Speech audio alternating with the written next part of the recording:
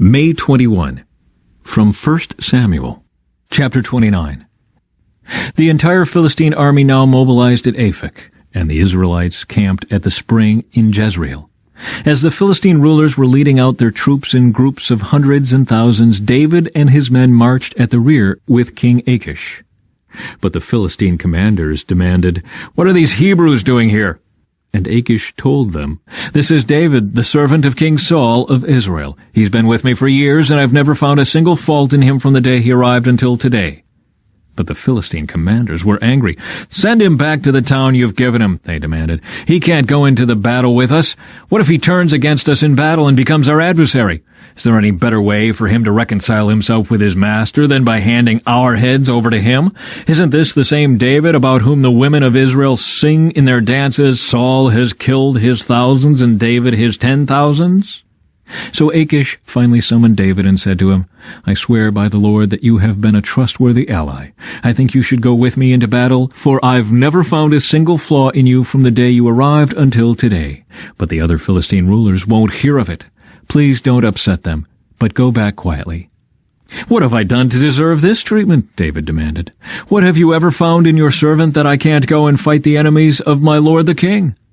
But Achish insisted. "As far as I'm concerned, you are as perfect as an angel of God. But the Philistine commanders are afraid to have you with them in the battle. Now get up early in the morning and leave with your men as soon as it gets light." So David and his men headed back into the land of the Philistines, while the Philistine army went on to Jezreel. 3 days later, when David and his men arrived home at their town of Ziklag, they found that the Amalekites had made a raid into the Negev and Ziklag. They had crushed Ziklag and burned it to the ground. They had carried off the women and children and everyone else, but without killing anyone. When David and his men saw the ruins and realized what had happened to their families, they wept until they could weep no more. David's 2 wives, Ahinoam from Jezreel and Abigail, the widow of Nabal from Carmel, were among those captured. David was now in great danger because all his men were very bitter about losing their sons and daughters, and they began to talk of stoning him. But David found strength in the Lord his God. Then he said to Abiathar the priest, "Bring me the ephod." So Abiathar brought it. Then David asked the Lord, "Should I chase after this band of raiders? Will I catch them?" And the Lord told him, "Yes, go after them. You will surely recover everything that was taken from you." So David and his 600 men set out, and they came to the brook Bezor. But 200 of the men were too exhausted to cross the brook, so David continued the pursuit with 400 men.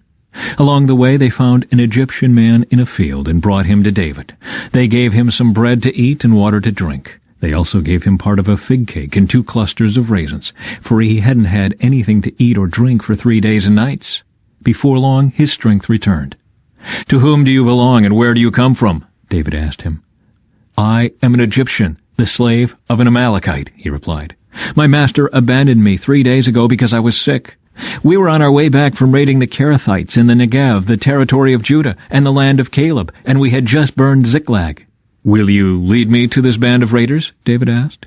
The young man replied, "If you take an oath in God's name that you will not kill me or give me back to my master, then I will guide you to them."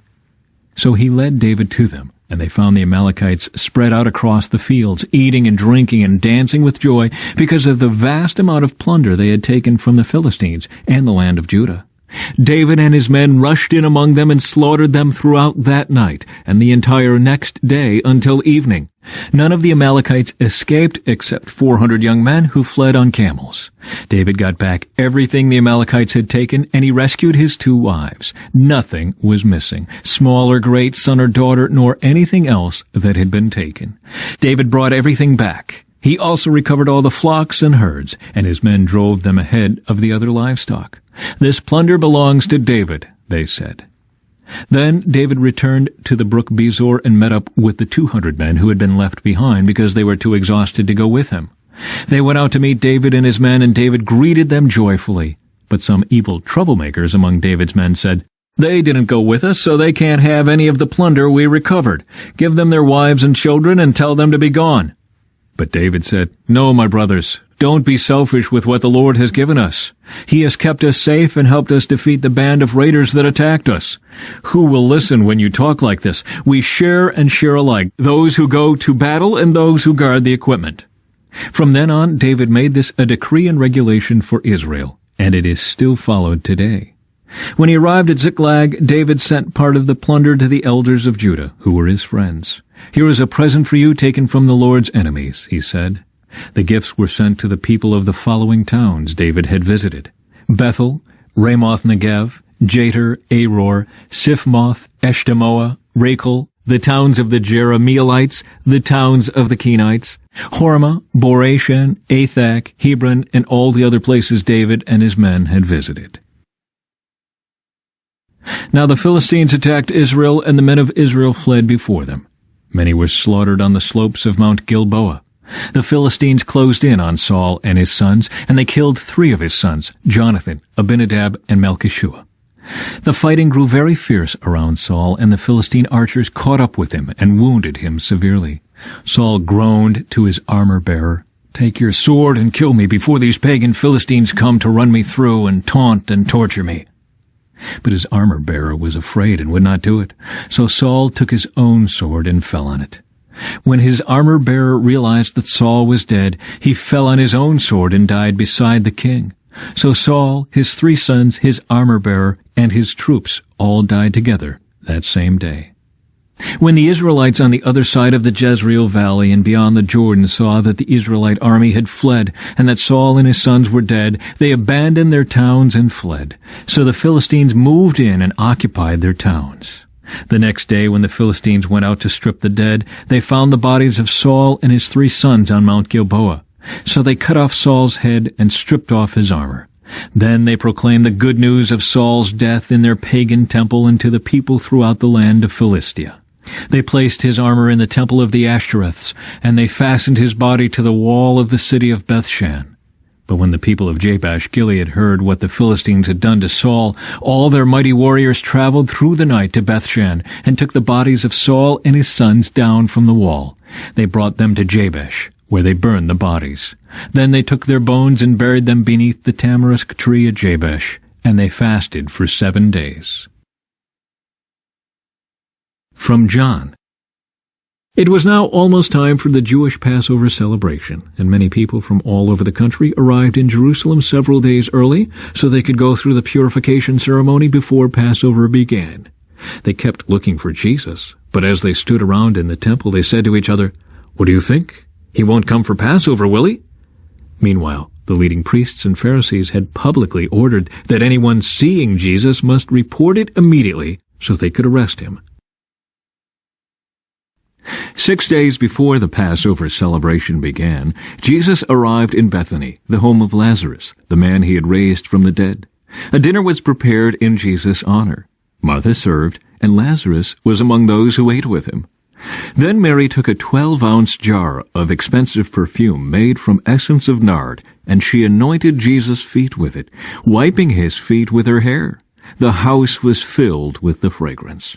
But Judas Iscariot, the disciple who would soon betray him, said, "That perfume was worth a year's wages. It should have been sold and the money given to the poor." Not that he cared for the poor. He was a thief. And since he was in charge of the disciples' money, he often stole some for himself. Jesus replied, "Leave her alone. She did this in preparation for my burial. You will always have the poor among you, but you will not always have me." When all the people heard of Jesus' arrival, they flocked to see him, and also to see Lazarus, the man Jesus had raised from the dead. Then the leading priests decided to kill Lazarus too, for it was because of him that many of the people had deserted them and believed in Jesus. Jesus' triumphant entry. The next day, the news that Jesus was on the way to Jerusalem swept through the city. A large crowd of Passover visitors took palm branches and went down the road to meet him. They shouted, "Praise God! Blessings on the one who comes in the name of the Lord! Hail to the King of Israel!" Jesus found a young donkey and rode on it, fulfilling the prophecy that said, "Don't be afraid, people of Jerusalem. Look, your king is coming, riding on a donkey's colt." His disciples didn't understand at the time that this was a fulfillment of prophecy. But after Jesus entered into his glory, they remembered what had happened and realized that these things had been written about him. Many in the crowd had seen Jesus call Lazarus from the tomb, raising him from the dead, and they were telling others about it. That was the reason so many went out to meet him, because they had heard about this miraculous sign. Then the Pharisees said to each other, "There's nothing we can do. Look, everyone has gone after him." Psalm 118. Give thanks to the Lord, for he is good. His faithful love endures forever. Let all Israel repeat, his faithful love endures forever. Let Aaron's descendants, the priests, repeat, his faithful love endures forever. Let all who fear the Lord repeat, his faithful love endures forever. In my distress I prayed to the Lord, and the Lord answered me and set me free. The Lord is for me, so I will have no fear. What can mere people do to me? Yes, the Lord is for me. He will help me. I will look in triumph at those who hate me. It is better to take refuge in the Lord than to trust in people. It is better to take refuge in the Lord than to trust in princes. Though hostile nations surrounded me, I destroyed them all with the authority of the Lord. Yes, they surrounded and attacked me, but I destroyed them all with the authority of the Lord. They swarmed around me like bees. They blazed against me like a crackling fire, but I destroyed them all with the authority of the Lord. My enemies did their best to kill me, but the Lord rescued me. The Lord is my strength and my song. He has given me victory. Songs of joy and victory are sung in the camp of the godly. The strong right arm of the Lord has done glorious things. The strong right arm of the Lord is raised in triumph. The strong right arm of the Lord has done glorious things.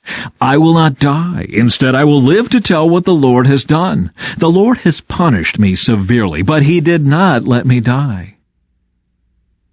From Proverbs. The path of life leads upward for the wise. They leave the grave behind. The Lord tears down the house of the proud, but he protects the property of widows. The Lord detests evil plans, but he delights in pure words.